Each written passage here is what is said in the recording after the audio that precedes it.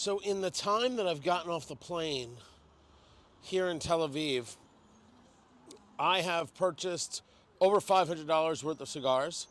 I've sat in an outdoor cafe and had breakfast. I think I paid $10 for this coffee. I don't know if I was taken or not. And a true story, I got crapped on by a bird. That that happened.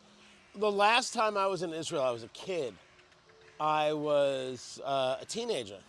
I went with a youth group. And at the Western Wall, the Wailing Wall, the wall, right?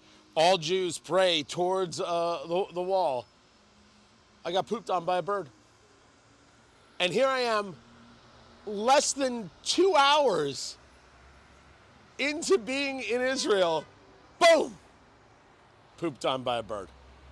I guess I'll take it as some level of good luck. That's what they say when you get pooped on. It's good luck. I think it just means you got pooped on by a bird. My little bit in Tel Aviv has been stunning already. We'll call them Uber driver, although here there's an app called Get, Gett. And then there's a system they use that's actually a Russian app, which I won't download. There's also, oddly, a bunch of like Chinese-made vehicles. I saw some Chinese flags. I got to figure out what that's all about. But the guy who gave me the ride from the airport to my hotel, which is, I mean, if I were to throw a rock, I'd hit the Mediterranean right over there. The total unified spirit of Israel against Hamas. Make zero mistake. What we see on college campuses, what we see from the Rashida Tlaib set, that is all, that is progressivism, the horrible, awful nature of the leftist to support the worst amongst us.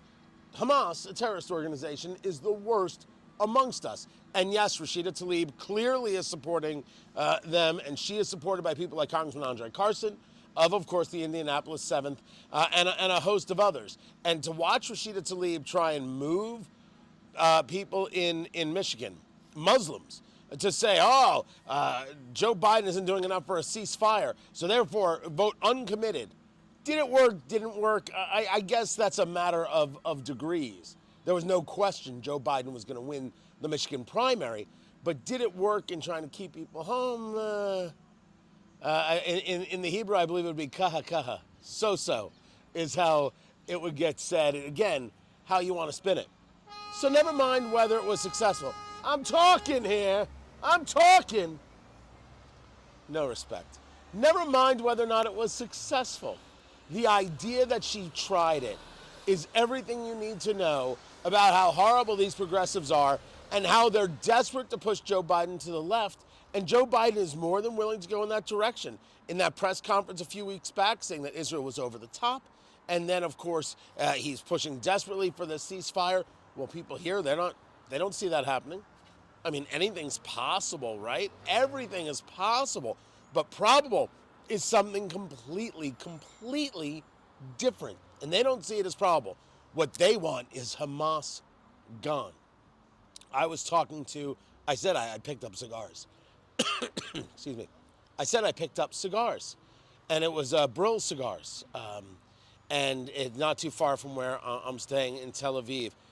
He's got a very nice selection of Cubans and some rare Cubans. I picked up some Israel exclusive Gloria Cubanas that I'm bringing back to the States with me. I don't think that's a customs issue. And in my conversation my conversation with others, people forget that this democracy that is Israel, actual democracy, we're not talking about a republic like the United States, Arab Israelis live this wonderful life. They don't want any part of the insanity. They don't see Hamas as somebody that they're aligned with. And Jews here know it. They're fully aware of it. Israelis in general totally get that the deal here is better. And if Hamas is going to try and mess up the deal, then Hamas has got to go. Hamas has got to be the one that is gone.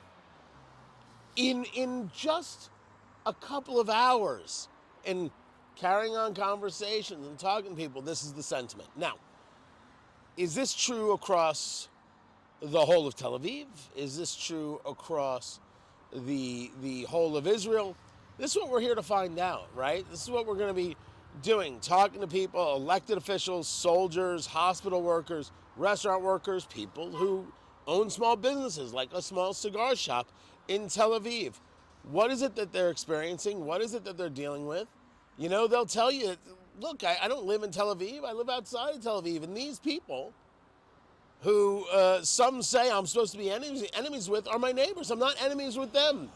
I am enemies with a terrorist organization that wants to destroy us because they want to destroy the country, and everybody's kind of living kind of nice in the country. Outrageous European vibe here. That much is for sure.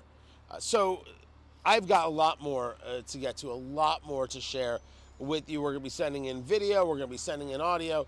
We're going to be doing everything every single day. So get ready for more of it and be following along at WIBC.com, TonyKatz.com, and I've got more coming up.